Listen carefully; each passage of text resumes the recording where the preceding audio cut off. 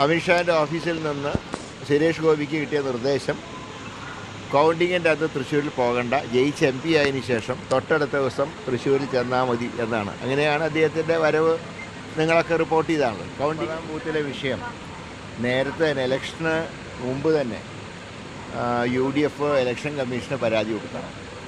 ഇവിടെ കുറേ വോട്ടുകൾ അനധികൃതമായി ചേർത്തിട്ടുണ്ടെന്നും അതിൽ പലരും ചാലക്കുടി നിയോജകമണ്ഡലത്തിലെയും അതുപോലെ വടക്കാഞ്ചേരി നിയോജകമണ്ഡലത്തിലെയും വോട്ടർമാരാണെന്നും കാണിച്ചുകൊണ്ട് വ്യക്തമായിട്ടന്ന് കംപ്ലയിൻറ്റ് കൊടുത്താണ്. പക്ഷേ അതിനോട് നെഗറ്റീവായിട്ടുള്ള സമീപനമാണ് അന്ന് റിട്ടേണിംഗ് ഓഫീസറായിരുന്ന കലക്ടർ അന്ന് കാണിച്ചത്. മാത്രമല്ല തെരഞ്ഞെടുപ്പ് ദിവസം തന്നെ നിങ്ങൾക്കറിയാം 3-4 സ്ഥലങ്ങളിൽ സംശയമുള്ള വോട്ടർമാരെ തടഞ്ഞു വെച്ചിരുന്നു. അതെല്ലാം കലക്ടർ പോയിട്ട് അത് ക്ലിയർ ചെയ്യാനുണ്ടായി. അപ്പോൾ ഇതിൽ വ്യക്തമായിട്ടുള്ള ഗൂഢാലോചന ഞങ്ങൾ അന്ന് തന്നെ സൂചിപ്പിച്ച ഫ്ലാറ്റുകൾ കേന്ദ്രീകരിച്ച് വോട്ട് ചേർത്തു എന്ന ആദ്യം പരാതി പറഞ്ഞ UDF ആണ്. ഇന്ന് അത് വ്യക്തമായി അത് തെളിയിക്കുന്ന രേഖകളാണ് പുറത്തു വന്നുകൊണ്ടിരിക്കുന്നത്.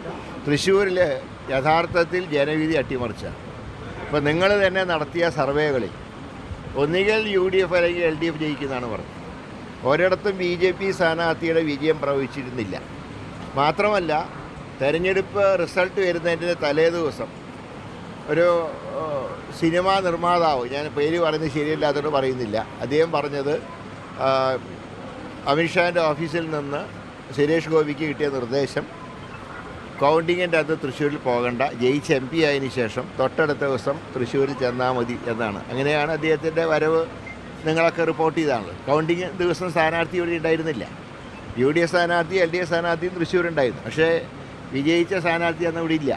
അപ്പോൾ അത് ജൂൺ 3-ാം തീയതി രാത്രിയാണ് എന്നോട് ആ വ്യക്തി പറയുന്നത്.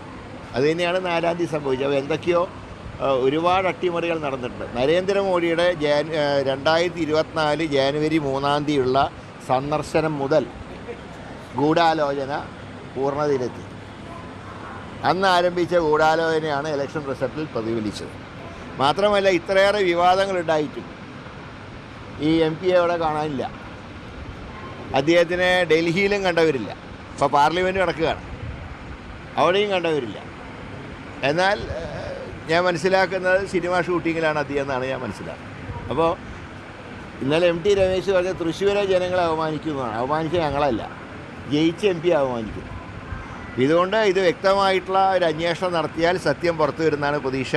കോൺഗ്രസിൻ്റെ ദേശീയ നേതൃത്വമായിട്ട് ഞങ്ങൾ ബന്ധപ്പെട്ടിട്ടുണ്ട്. അവരുടെ ഉപദേശം അനുസരിച്ച്